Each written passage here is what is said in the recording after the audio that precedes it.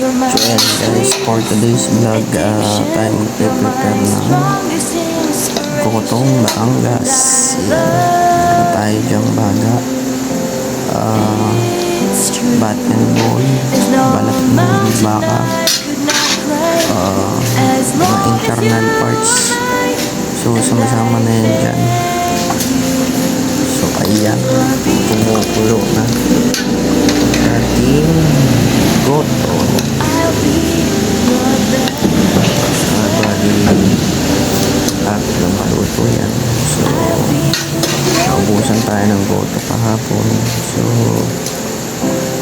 20 kilos na goto yan. So ay naabot lang siya ng maghapon sa ating parisan. So meron ding overload goto tayo dyan. May kasamang bagnet, chicharon, isang kasong itlog, ayan,